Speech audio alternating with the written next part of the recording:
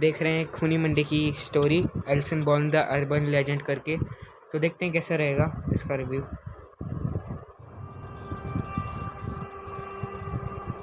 Okay, तो credit जाते हैं खूनी मंडी को। जाता है अर्बन हॉरर लेजेंड।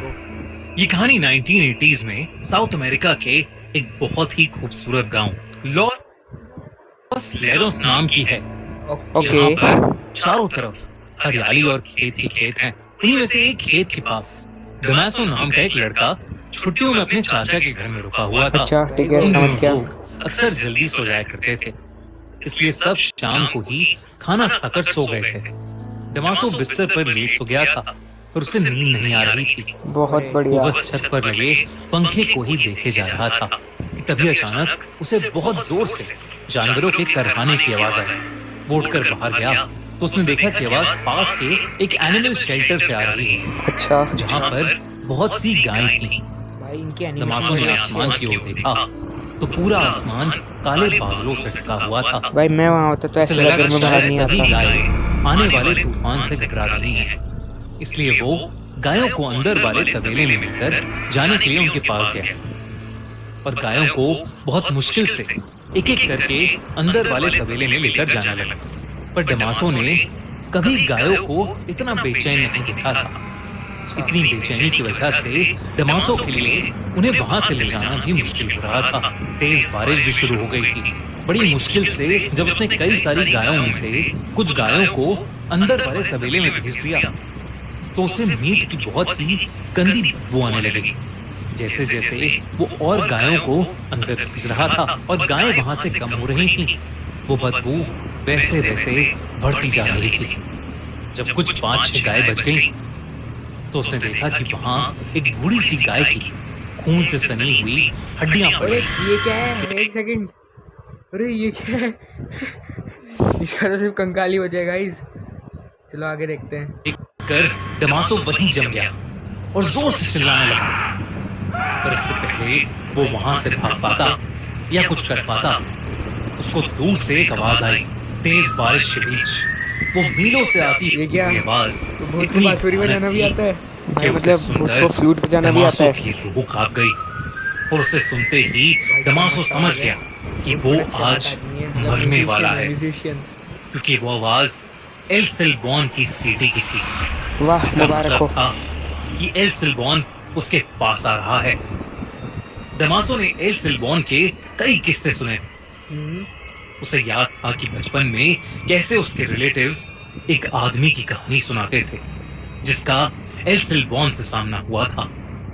उसके रिलेटिव्स की कहानी के हिसाब से वो आदमी भी एक ऐसे ही खेत से देर रात अपने घोड़े पर एक फंक्शन में जा रहा था। तभी उस बड़े से वीरान खेत में रात को कौन सा फंक्शन होता है भाई, वो भी देर रात को फंक्शन पे।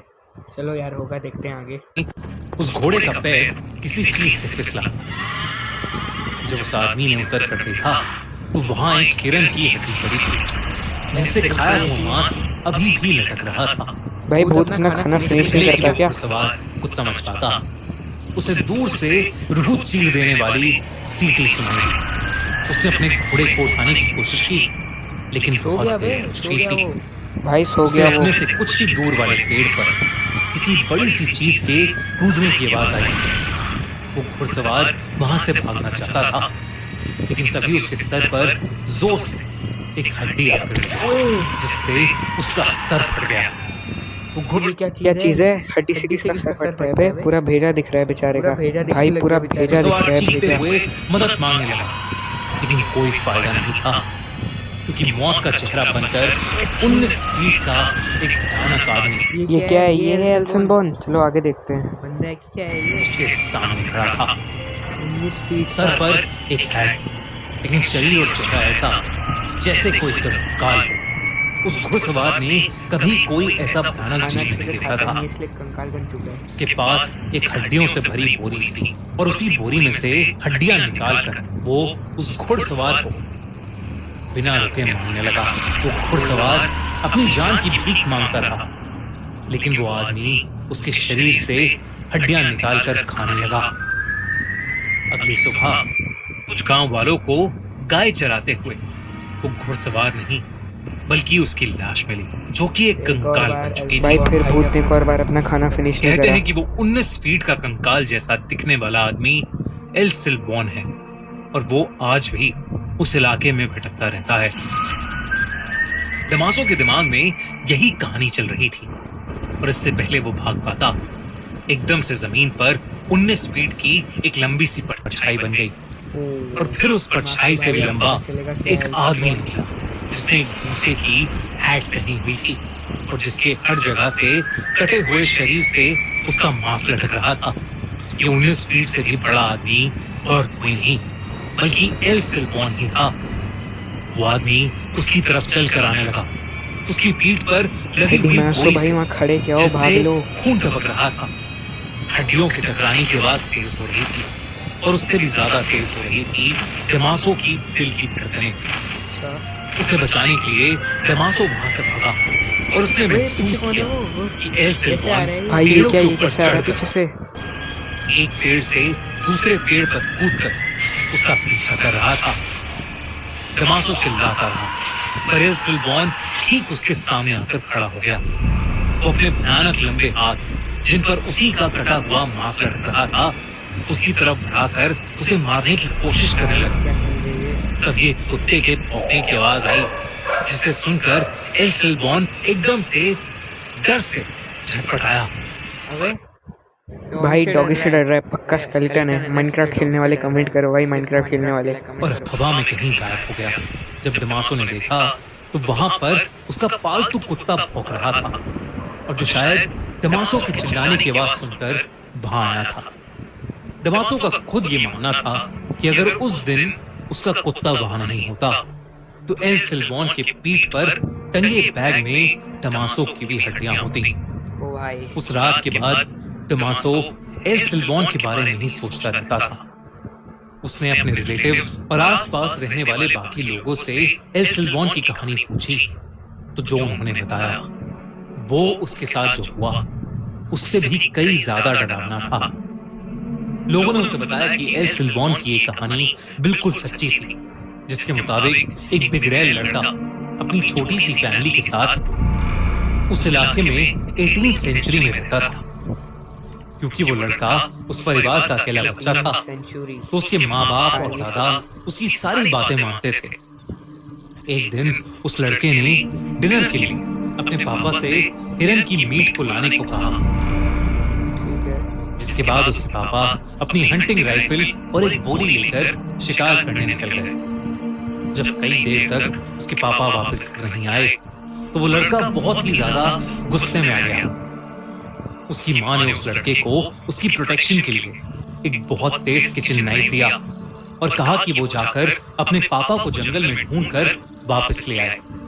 भाई जब वो लड़का बच्चे को नाइफ कौन देता है तो भाई? उसके साथ उसके पापा तो नहीं थे पर उस बोरी में मांस के टुकड़े, अंतड़ियां, कुछ ऑर्गन्स और हड्डियां थी जो उसने अपनी मां को जाकर दे दी और हिरन का मांस कहकर पकाने को कहा। उसकी मां को बोरी के अंदर का वो मीट बनाते हुए अजीब लग रहा था और उन्हें शक होने लगा था। तो उस लड़के की मां ने लड़के के दादाजी को अपना डर बताया, जो सुनकर उसके दादाजी ने उस लड़के को बाहर ले जाकर एक पेड़ से बांध दिया और एक हंटर से उसे जोर जोर से मारने लगे, तब तक जब तक उस लड़के ने सच नहीं बता दिया। भाई कहीं उसने उस आदमी को एक ऐसा काट के तो नहीं सच लिया? जो बहुत ही ज्यादा भयानक था। उस लड़के ने बताया कि जब जंगल में उसे अपने पिता मिले तो वो खाली हाथ थे क्योंकि वो हिरन का शिकार नहीं कर पाए थे। वो लड़का उनसे बहुत ज्यादा गुस्सा हो गया और उसी गुस्से में आकर उस लड़के ने अपने पास पड़े चाकू से उनकी जान ले ली और उसी चाकू से उनका मांस निकालकर बाकी शरीर के टुकड़े टुकड़े कर अपनी बोरी में भर लिए और घर आ गए। ये सच सुनकर उस लड़के के दादा उसे इतनी जोर से हंटर मारने लगे कि उस लड़के के शरीर का मांस उसके शरीर से कट कट के लटकने लगा। उसके दादा ने उसके बाद उसके घाव पर मिर्ची और शराब डालकर उसको पेड़ से खोलकर उसके कंधे पर उसके बाप के मांस और हड्डियों से बड़ी बोरी डाल दी और उसके पीछे अपने 2 भयानक कुत्ते छोड़कर उसे हमेशा के लिए भटकने के लिए छोड़ दिया। कहते हैं तब कि उस दिन भाई के बाद से कुत्तों से डर लगता है आज भाई तक को, उस लड़के इसलिए की आत्मा एल्सेलबॉर्न के नाम से भटकने लगी। उस इलाके में रहने वाले लगभग सभी लोगों का मानना है कि उनका एक न एक बार एल्सेलबॉर्न से सामना जरूर हुआ है, जो पेड़ों में बैठकर एक अलग ही तरीके से सीटी बजाता है और जो भी देर रात खेतों में घूमता है उस पर एक जानवर की तरह अटैक करता है। कहते हैं कि वो बस कुत्तों से डरता है और इसीलिए उस इलाके के सभी घरों में लोगों ने कुत्ते पाले हुए हैं। डमासो उस रात अपने कुत्ते की वजह से बच गया, वरना वो भी आज एल्सेलबॉर्न का शिकार हो जाता। दोस्तों, अगर आपको एल्सेलबॉर्न का ये अर्बन हॉरर लेजेंड पसंद आया तो ऐसे ही अर्बन हॉरर लेजेंड्स की स्टोरीज देखने के लिए तो गाइज ये थी एल्सेलबॉर्न की कहानी। बड़ा मज़ा आ गया। Thank you for watching. Bye bye.